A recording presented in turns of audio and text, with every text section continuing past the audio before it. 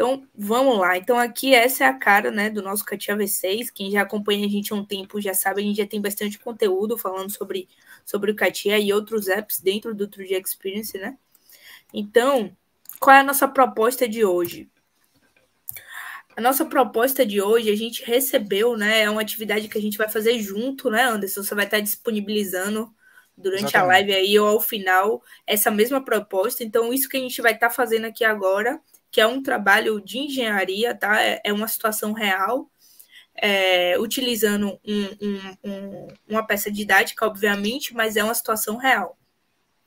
Então, a gente recebeu esse console, né, pelo time de Design Studio, e a gente vai trabalhar em uma região específica desse console, né? Então, a gente vai fazer todo esse modelamento, todo esse design, atendendo alguns requisitos, pensando em algumas situações que são favoráveis ou não para o desenvolvimento ou para a análise. Então, a gente vai, à medida que a gente for modelando junto, a gente vai comentando também sobre.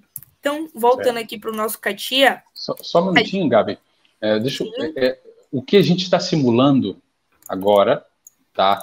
É exatamente o que acontece na vida real, tá? Quando você tem dentro de uma empresa ou até entre empresas trabalhando colaborativamente no desenvolvimento. Então, o Anderson, ele representa um engenheiro de estúdio, um profissional de design. A Gabriela representa uma engenheira que a gente chama de uma engenheira de desenvolvimento, né? Que ela é provavelmente responsável pelo desenvolvimento da peça e pela geometria também. Então, ela vai fazer no CAD uma finalização, ou então ela é responsável pelo design final da peça, tá? Então, o Anderson cria o conceito, a Gabriela trabalha no design final, e eu sou o que a gente chama de engenheiro de feasibility. Então, eu sou o engenheiro que dá suporte para o engenheiro de desenvolvimento. Feasibility a gente poderia entender como a manufaturabilidade da peça. Então, o que a gente está simulando? A gente está simulando como é na vida real. Na vida real, todas as empresas de ponta que trabalham com desenvolvimento, elas fazem equipes integradas. Então, por exemplo, o que é uma equipe integrada é multidisciplinar. São profissionais de áreas diferentes, então, nesse caso, é estilo, manufaturabilidade e projetos, né? Desenvolvimento de produtos, e CAD e desenvolvimento, que seria a Gabriela. Esses três profissionais trabalhando juntos no mesmo desenvolvimento. Então, a gente usou uma peça como exemplo, está usando o console, né, que acabou de sair da área de estilo e chegou agora na mão da engenharia. Aí agora a Gabriela vai trabalhar nela. Exatamente. Então, a gente vai trabalhar exatamente nessa região aqui, né, que está com a gente. Então, essa interação que é muito importante no dia de hoje, como a gente já veio comentando, né, em outras lives. Então, a gente vai começar... o CATIA V6 é uma dúvida muito recorrente também, né? O CATIA V6 pergunta, o CATIA V6 é o CATIA V5, qual é a diferença? Então, o CATIA V6 é a nova versão do CATIA V5, certo? Mas as ferramentas são bem parecidas, tem algumas ferramentas que estão otimizadas, né? Trazem recursos melhores, mas é uma revisão, né? Então, não é a mesma ferramenta, para quem sempre pergunta para a gente. E o importante é lembrar, Gabi, só para complementar aqui, a técnica que nós ensinamos independe do software. Então, isso é importante deixar isso aqui, que a gente está ensinando em engenharia de produto. A gente usa o CAD porque a gente faz a engenharia usando a ferramenta. É importante você aprender o CAD, a gente ensina também você a modelar no CAD, com certeza. É importante, a gente acredita que é uma ferramenta muito importante para você fazer melhores entregas na sua profissão. Então, mas essa técnica, se é no V6, se é no CATIA V5, se é no SolidWorks, no NX, em qualquer outro software, é a mesma coisa, beleza? Isso aí. A diferença é que nós estamos fazendo assim, a simulação num software que é atualmente líder de mercado do mercado de CAD high-end, né? Então, o que é um CAD high-end? É que ele tem uma resposta de alto nível. Então, por exemplo, essa mesma ferramenta que a Gabriela está usando, ela é usada para desenvolver automóveis, aviões, aeronaves. Ela foi ela nasceu na Boeing, né? A fabricante nasceu como né? Então nasceu para desenvolver aviões. Hoje ela é aplicada em diversas indústrias, normalmente indústrias de ponta. Então você praticamente não tem limite em termos de complexidade, né, numa ferramenta de CAD dessa daí. Tá Exatamente. Bom? Então a gente vai focar, né? Então, como está aqui com a gente, né? O desenvolvimento dessa parte, né? E depois a gente vai ver outras partes aqui do console, mas vamos focar agora nessa parte. Então, qual é a proposta aqui, né? O que que foi passado? A gente já tem aqui, né? Uma posição do cup, né? Ou seja, aqui é um porta-copos que vai ali no console, né? Para quem do carro. Então, aqui é onde fica essa região. E aí, o que foi passado, né? A gente vai precisar fechar. Essa região está aberta, ele, por enquanto, ele está voando aqui, ele não está encostando em nada. Então, a gente vai precisar fechar toda essa região, né? Fazer um mirror aqui, porque essa peça é simétrica até um ponto. E nessa região, ela é simétrica. Então, é importante a gente observar isso, porque otimiza horas de design, né? Horas de modelamento. Então, tudo que você conseguir fazer simetria, fazer seu desenho paramétrico, isso vai te ajudar muito, muito mesmo. Então, essa visão já é importante. Então, a gente já vai fazer um mirror, né? Desse cara aqui, porque são duas regiões de porta-copos, certo? E a gente vai fechar, porque essa superfície, ela tá aberta. Então, esse é o trabalho que a gente vai fazer agora, certo? Então, vamos lá. Para fazer esse trabalho, eu tenho aqui o Geometrical Set, uma coisa que a gente sempre bate na tecla, né? Vamos deixando sempre nossa árvore organizada. Por quê? Quando você começar a extrair superfície, extrair linha, fazer o fio, fazer o join, enfim, você vai acabar se perdendo aqui. Vai ficar um Geometrical Set muito grande. E aí você vai precisar mover ele por algum motivo, e aí você vai demorar, vai ficar perdido, confuso. Então, o interessante é você ir separando suas operações por Geometrical Set. Ah, Gabriela, mas por que Geometrical Set? Porque aqui eu ainda estou com forma de casca. Então, essa superfície, ela ainda não tem espessura. A gente chama de casca, né? É uma superfície, então não tem espessura, ainda não virou body. E a gente sabe que tudo que cria espessura, que vira corpo, a gente utiliza o body no CATIA, né? E tudo que é superfície, a gente, ou de ponto, plano, enfim, a gente utiliza o Geometrical Set.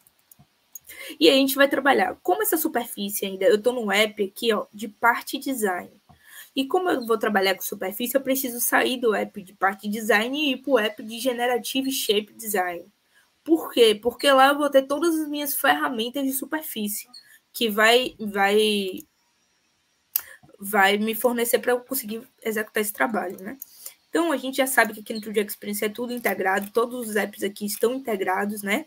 Já é o trabalho colaborativo. Então, eu vou vir aqui e vou procurar o meu Generative. Então, eu só vou apenas clicar aqui, ó, Generative Shape Design. No CATIA V5, você acha ele também, certo? Então, ele já mudou aqui para o Generative Shape Design. Então, aqui eu consigo ter uma quantidade de ferramentas para trabalhar com superfície, que é o local correto. Então, vamos lá. Eu vou inserir aqui um Geometrical Set. Gustavo e Anderson, fiquem à vontade para interferir e comentar a qualquer momento, viu? Que eu começo a falar aqui. Então, eu vou colocar aqui como uma SUF. Certo. Por quê? Porque eu vou fazer essa superfície fechada e depois eu vou utilizar a outra ferramenta, que é o Trim, para fazer o corte dessa região aqui, certo? Então, vamos lá. Para fechar essa superfície, bom, a gente está vendo que nosso porta-copos aqui, a superfície do nosso porta-copos, ela está vindo aqui embaixo, né? Então, eu não posso traçar essa superfície aqui por cima. Então, o correto é ela estar nessa região de baixo. Então, para auxiliar a gente a fazer esse contorno aqui dessa superfície, eu vou utilizar essas edges como referência. É muito interessante quando você está trabalhando com superfície, você buscar o máximo de referência possível, tá? Isso vai te ajudar bastante no seu design. E depois disso, eu vou precisar de um join para fazer o fio. Essa é a sequência do raciocínio. Eu poderia fazer comando dentro de comando, mas para explicar melhor e para quem está nos assistindo conseguir executar os comandos também de forma mais clara, eu vou fazer isso separadamente. Mas o interessante de fazer os comandos um dentro do outro é que economiza espaço na árvore, fica mais visível as operações que estão linkadas, tá? É mais organizado trabalhar dessa forma. Mas a nível de didático aqui, né, para ficar mais claro, eu vou fazer os comandos separados. Então, o primeiro comando que eu vou pegar aqui é o extract, tá? Que eu vou usar essas minhas edges como referência. Ou eu poderia simplesmente dar um join com essas edges e fazer o extract dentro do join. Tá? Então, vamos lá. Eu vou abrir essa sacolinha aqui, porque é mais de uma edge, certo? Então, eu vou vir aqui e vou extrair todas elas. Dessa daqui a gente não tem, a gente vai precisar conectar depois, tá? Então, por isso até que eu nem coloquei o propagate, que aqui a gente pode botar o propagate e ela já pegar automaticamente. Então, vamos lá, vou extrair todas elas. E aí, só para a galera que está assistindo a gente, olha só, a Gabriela está definindo uma superfície na base desse alojamento aí, né, Gustavo? Então, a gente vai posicionar o cup holder.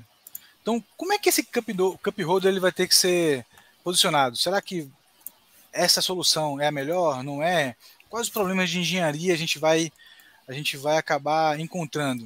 Então, fica ligado que é muito, muito importante essa parte aqui inicial, né? Como eu falei, a gente faz a engenharia usando o software, né? Que é o mais importante. Então, vamos lá, vamos ver se vai ficar bacana aí, vamos ver. Isso aí. Eu usei agora um connect, né? Porque a gente ficou com esse espaço aqui, né? Então, eu usei um connect para fechar, porque a sequência é, né? A gente dá o join e fazer o fio. Então, eu usei esse connect para fechar essas duas e vou usar do outro lado também, certo?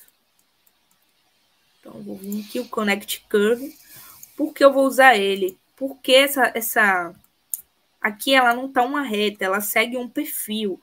E o Connect Curve, ele consegue fazer exatamente isso. Ele consegue acompanhar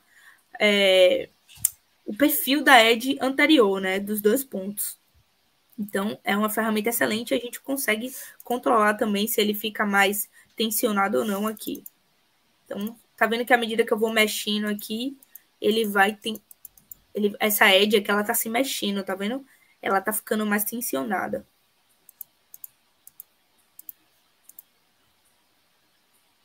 Ok, menor que 0.1 ele não pode, vou deixar assim. Ok, então, como a gente abriu esse geometrical set, então já tá tudo aqui, então eu não vou perder eles. Então, agora a gente precisa dar um join. Tá? Por que a gente precisa dar um join? Porque para a gente fazer essa operação, a gente precisa estar com... Tá vendo esses pontinhos pretos? São conexões que ainda não deram join. Quando dá um join, ele vai ficar todo liso, né? Vai ficar um edge por um, não vai ficar separado. Então, vamos lá. Vou vir aqui na minha ferramenta join.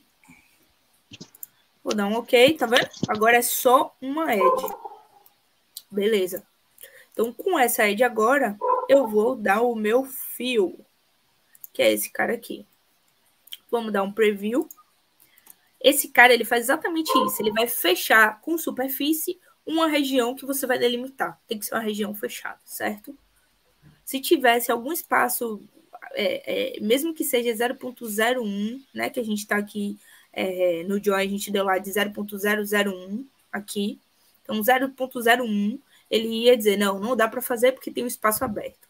Então, é bem importante a gente deixar tudo redondinho para chegar aqui. Vou dar meu ok.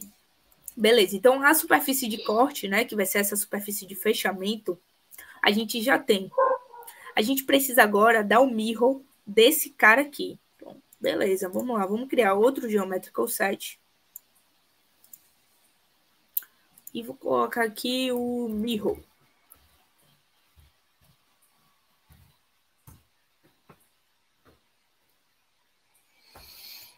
Tá, mirror cut.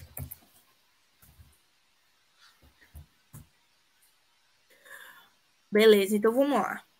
Esse cara aqui, ó. Esse cara aqui é um translate. E aí já entra uma discussão interessante, né? Que o Gustavo e o Anderson podem falar melhor enquanto eu vou estar modelando. esse cup, ele não está posicionado, a gente tem digamos, a gente tem esse, não é poder, mas a gente pode reposicioná-lo ele ou mais para o centro ou mais para lateral. Então a gente pode mexer ele de forma que fique melhor o design e fique melhor a fabricação, certo? Então aqui está livre. Posso falar como é no mundo real? No mundo real é o seguinte, ó, a área de design trouxe para a gente um modelo de console. O cup holder o arranjo de cada funcionalidade dessa peça é a proposta de estilo. Agora, a engenharia, que somos nós, temos liberdade de fazer uma contraproposta. Então, o que design está falando é o seguinte, ó, eu preciso de um cup holder ali, naquela região. E agora nós, como engenharia, a gente pode avaliar se ali realmente é a melhor posição para esse cup holder. A gente pode dar, ó, sim, ok, tá, ok, factível. Ou então a gente vai falar, olha, a gente precisa de um deslocamento um pouquinho mais para lá, um pouquinho mais para cá, uma curva está um pouquinho diferente, né? E aí a gente vai, pega essa informação e volta para esse cara do lado de cá, ó. Aqui, ó, o Anderson aqui, ó. Aí volta para lá e fala assim, ó, o estúdio. Designer, estúdio designers, a gente precisa disso, dessa alteração ou dessas condições que a gente chama de constraint, ou então são requisitos, né? A gente precisa desses requisitos, desses requerimentos para que o nosso produto consiga funcionar. Exatamente. Aí volta para ele lá. Aí, tudo bem para você? A estúdio vai falar sim ou não, tal. Não. Agora a gente está avaliando aqui, ó, ele mandou primeiro, eu mandei, né, eu como estúdio, a primeira posição, primeira proposta, posição, e a engenharia agora está avaliando. Vai lá, aí vocês estão fazendo a engenharia da peça agora. Exatamente. A gente está modelando conforme foi passado, mas a gente pode identificar ou não esse problema. Então, vamos lá. Então, eu já fiz o mirror, né? Enquanto isso, ele está aqui separadinho, o Symmetry. Então, ele já está aqui, porque caso a gente precise alterar, a gente já sabe exatamente qual vai ser aqui que a gente vai alterar, certo? Então, a gente fez com base nesse cara aqui. Beleza, eu vou só fechar o Geometrical Set e pronto. Nessa superfície de corte agora, a gente vai cortar, né? Então, a gente precisa cortar para exatamente liberar essa região aqui, essa sobra aqui. Então, a gente vai usar a ferramenta Trim, muito utilizada também aqui quando a gente está trabalhando com superfície.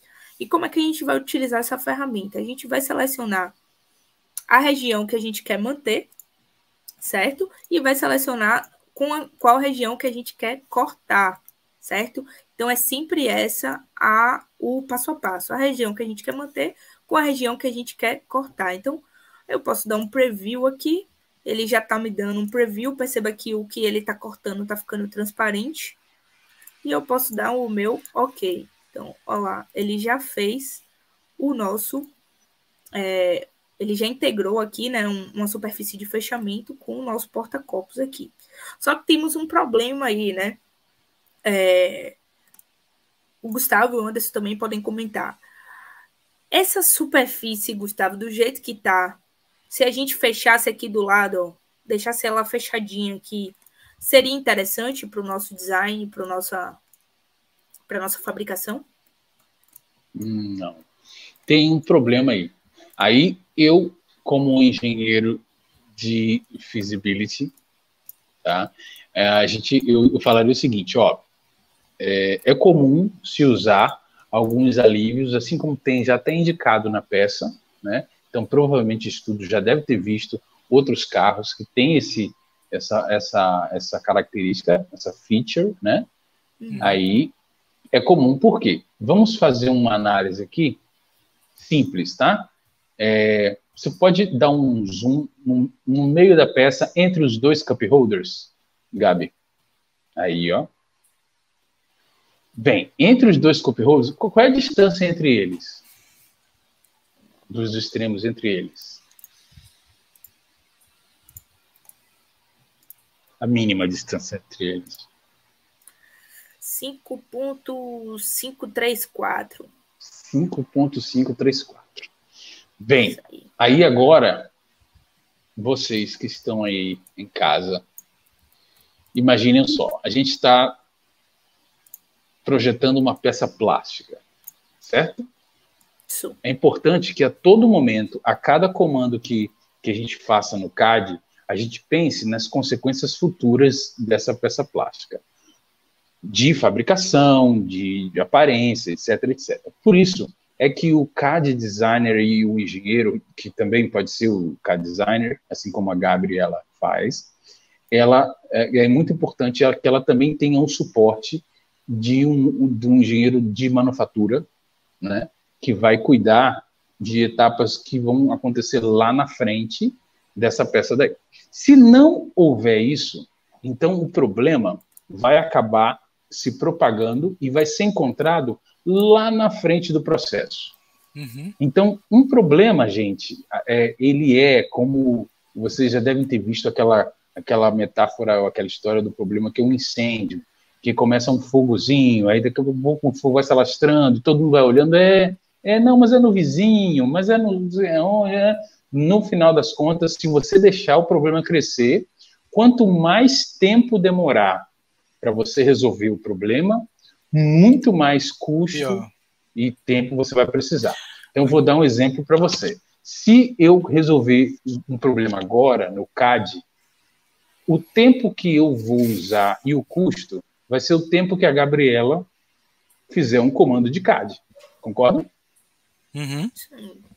Agora, imagina o custo e o tempo se essa peça for para frente, ela vai para a fabricação, faz o molde de injeção, e quando chega lá na máquina injetora para fabricar essa peça, dá um problema.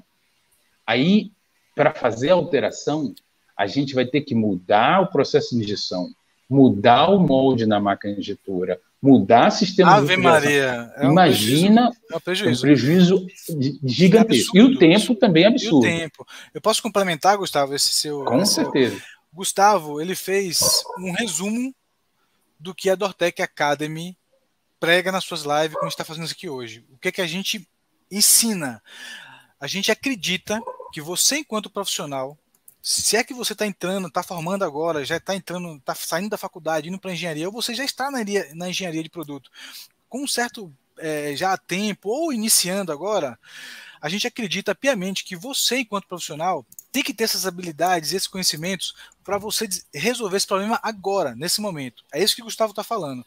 Então, a forma que fazer engenharia no passado é diferente do que está acontecendo agora, nesse momento.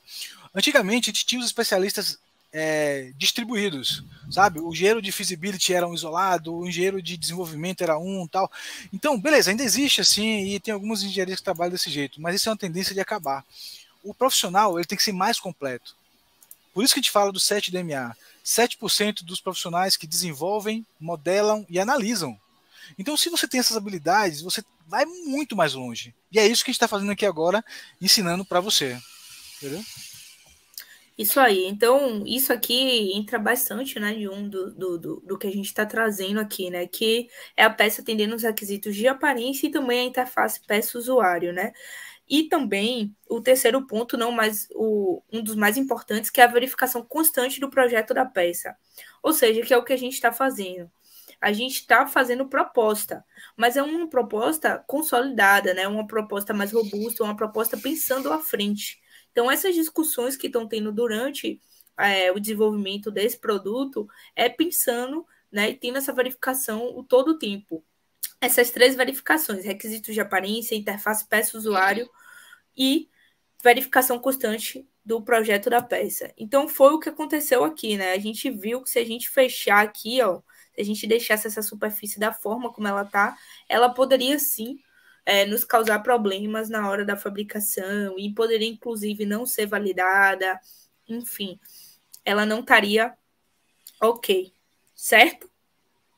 Você vai fazer o corte desse alívio aí agora? Isso, exatamente. Então, o que que eu vou... Então, como o estúdio já mandou pra gente, né? Até com uma proposta aqui, né? Desse corte, né? Que tem aqui. Desse alívio, exatamente.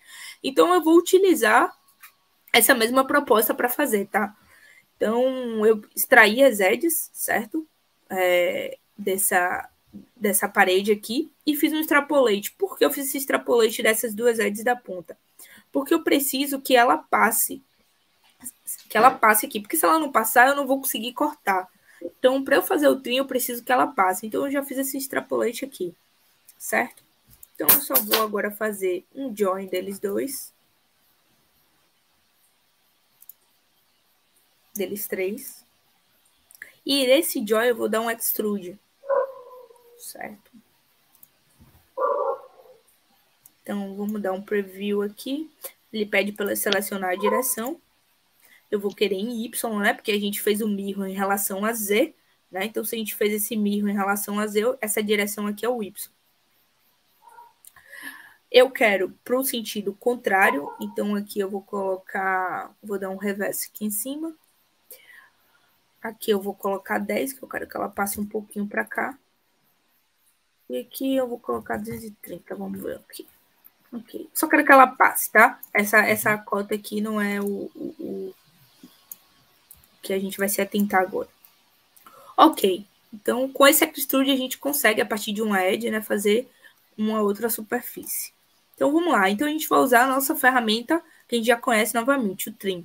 Tá? Vou dar só um hide aqui. Então, vamos lá, o trim. De novo, a gente diz o que a gente quer deixar, né? Então, a gente quer deixar esse cara aqui e diz com o que a gente quer cortar, certo? Então, tá aqui como vai ficar o nosso preview. Então, eu vou dizer ok. Então, ele já cortou aqui, tá vendo? Ele já seguiu com esse alívio. Agora, Gabriela, me diz o seguinte, com quanto ficou a distância entre os dois cup holders? Vamos lá. A mim. Vamos lá em ferramentas. Então, vamos pegar agora aqui a menor distância entre eles dois. Ó, já tá em 9.2. Exatamente. Pronto, entendi. Então, vamos lá. Posso entrar agora para dar um pitaco? Pode. Eu vou terminar de aparar essas pontas enquanto você fala. Aí, pronto, termina. Então, gente, o que vai acontecer agora é o seguinte. A gente tem um shape e uma aparência, né? Que, a princípio, ela está ok conforme a proposta de estúdio, né? Então, o estúdio mandou para a gente conseguiu modelar, criou um modelo mais perto do que vai ser a peça fabricada, tá? E agora eu, como engenheiro de feasibility, ou então como o engenheiro especialista da área, tá? Eu vou falar o seguinte, olha, eu acho que vai ter problemas na fabricação dessa peça. Por quê? Aí, agora a gente, claro, a gente vai ter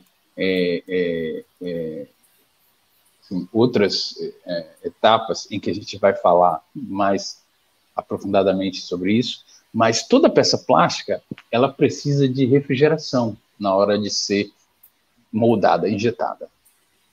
Para fazer a refrigeração, a gente precisa, basicamente, fazer furos dentro do aço. Então, eu não sei se vocês têm o conhecimento sobre molde de injeção. Vamos mostra uma figura para a gente, Gabi, do que é mais ou menos um molde de injeção. Da maneira mais simplória, né?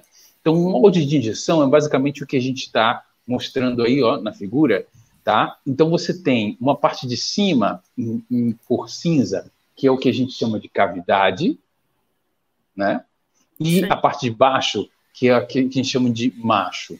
É basicamente uma parte que é a parte côncava da peça e a outra a parte interna dela, certo? Então, entre esses dois blocos de aço, eu vou ter que fazer essa peça. Então, esse console vai ter que sair desses dois blocos de aço. Ótimo. Só que eu preciso de ter uma refrigeração apropriada. na peça toda. Agora, vamos fazer o seguinte. Pergunto para você.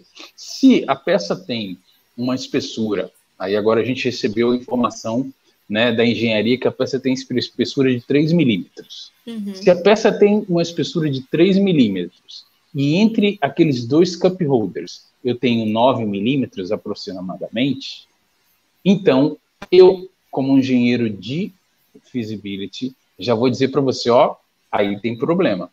Porque como é que eu vou fazer canais de refrigeração? Como é que eu vou fazer um furo de refrigeração passar em um local que o aço vai ser tão fino?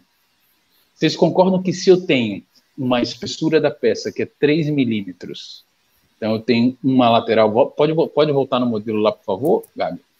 Pronto. Então, numa lateral do cup holder, eu vou ter 3 milímetros de espessura da peça. Então, a gente está vendo a parte externa, que é a parte de aparência. Então, 3 milímetros para dentro vai ser a espessura da peça.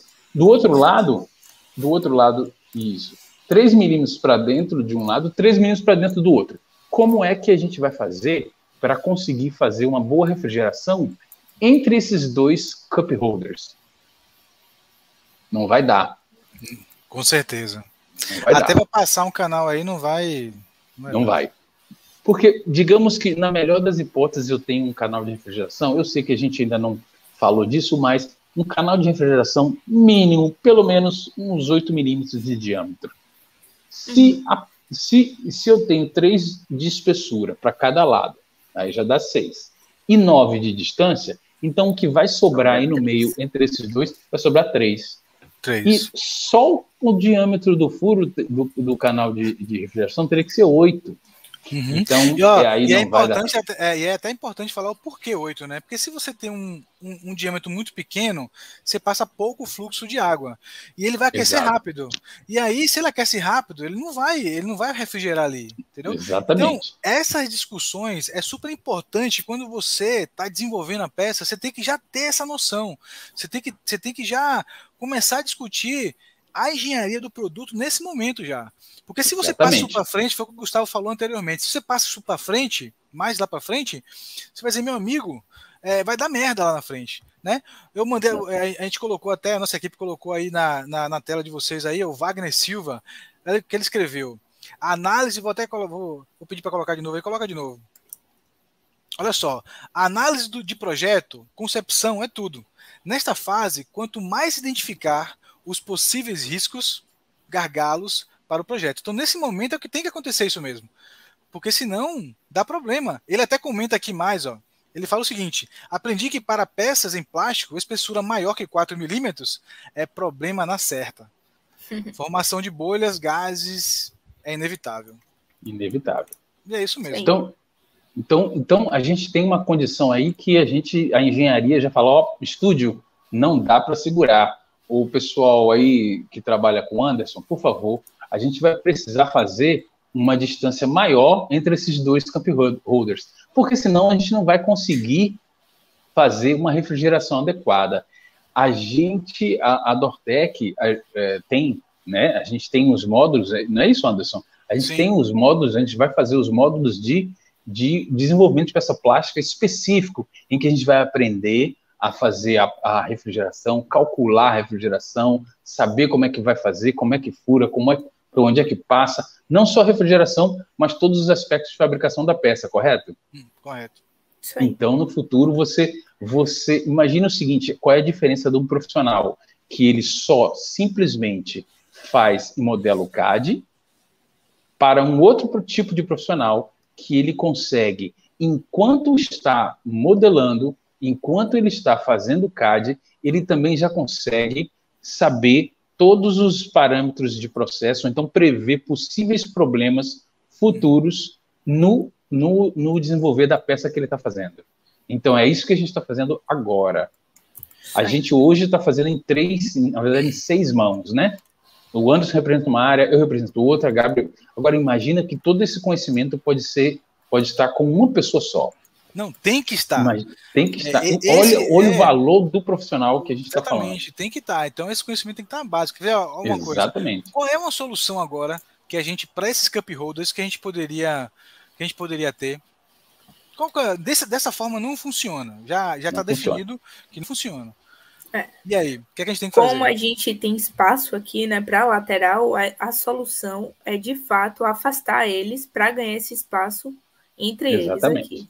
Então, vamos fazer isso aí, então? Inclusive, da forma como a gente está aqui, quando a gente for espessurar, como o Gustavo falou, o solicitado foi de 3 milímetros a princípio.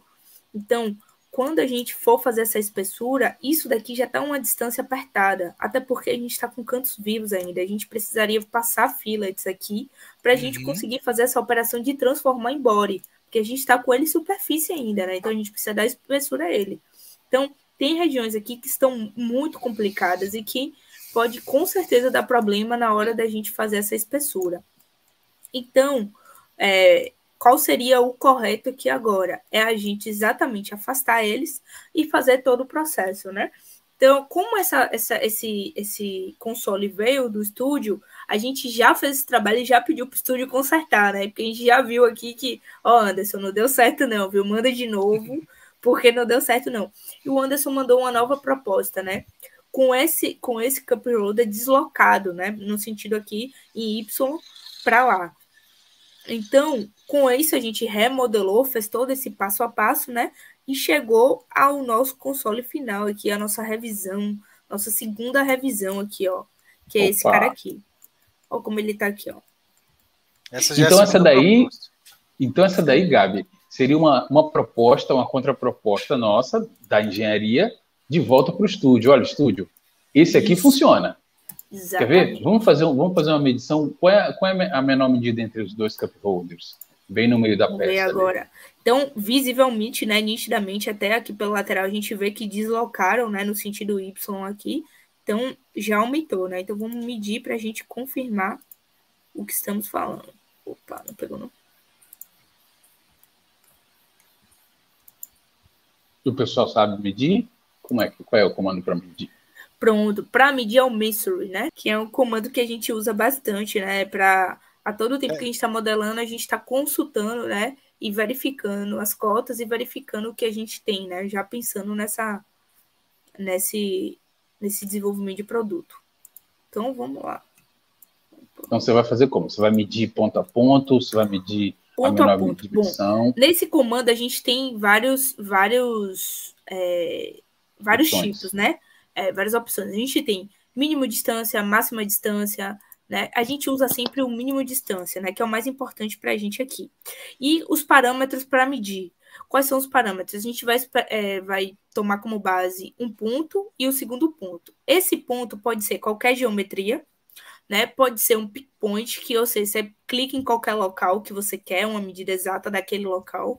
Você tem o point only, ou seja, você vai tirar de ponto a ponto, né? Ou de ponto a n geometry. Então, isso tudo você pode brincar aqui. E a gente tem surface também. Então, dependendo da região de onde você for tirar, você consegue...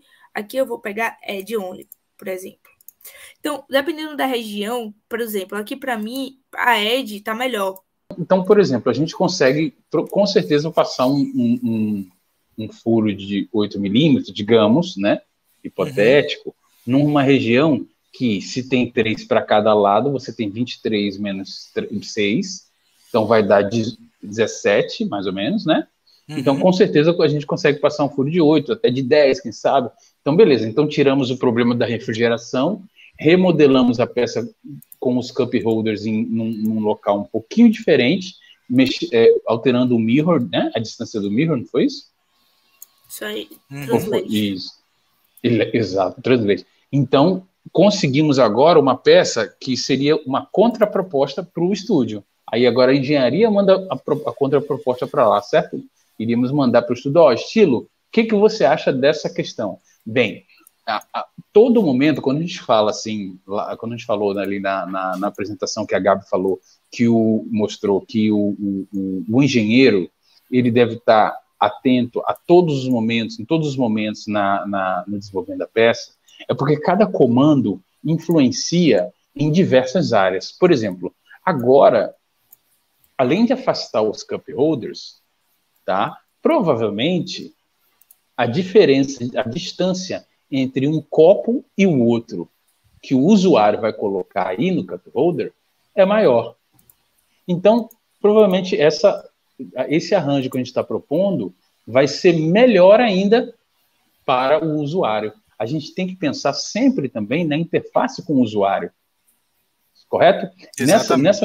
Nessas peças que a gente está modelando agora, por exemplo, um item é esse, é a ergonomia. Por exemplo, você vai ter um copo, digamos que você vá num fast food, aí pega um copo de 700 ml de Coca-Cola. Você já tomou 700 ml de Coca-Cola? Eu não sei nem se posso falar da Coca-Cola, mas de refrigerante. Se você pegar um copo de 700 ml de refrigerante, aí você e a pessoa que está no passageiro, será que vai caber aí? Entendeu? Exatamente. Então, isso aí é a interface com o usuário. Então, o que a gente priorizou agora? A gente chegou numa solução que cria uma melhor interface com o usuário, porque os copos podem ser maiores, que eles estão mais distantes, e ainda a gente criou... O copo está em ângulo, né? Ele é um cone, exatamente. Então, essa avaliação é super importante, porque isso dá, velho, uma credibilidade. Se o profissional que está desenvolvendo essa peça tem essa visão, falar, cara, peraí, eu vou colocar 2 copos aqui de 700 ml, por exemplo, será que vai funcionar? Então, isso tudo tem que ser analisado antes, que é exatamente a interface com o cliente. Com o usuário, perfeito. Então, beleza. Então a gente está fazendo uma contraproposta e a gente tem dois itens, né, relacionados a esse cup holder para apresentar como contraproposta. Beleza? O que vocês acham? A gente pode ir mais a fundo Não. O que a gente vai fazer? A gente já está passando de 1 hora de live. Isso. A gente tem muita coisa para falar ainda da engenharia dessa peça, draft de análise, né, ângulo de saída, por que colocar os fillets, definição da espessura, quanto que a gente pode chegar no máximo, será que a gente pode reduzir? A gente pode reduzir a espessura para poder, claro, quanto menor o peso da peça é melhor para o veículo, porque fica mais leve, é melhor para a empresa que está colocando menos material no produto. Lembrando que na injeção tem recalque, que a gente vai falar um pouco lá no dia da aula de ferramenta, que é na sexta-feira, com o Fábio, né? Então, tem o recalque. Quando você der o recalque, ele vai empurrar mais material para dentro. Então essa peça vai ficar mais pesada. Então tem que ter todo esse conhecimento para que você desenvolva uma peça com qualidade e que seja financeiramente viável. Beleza? Então a engenharia dela fica hoje por aqui.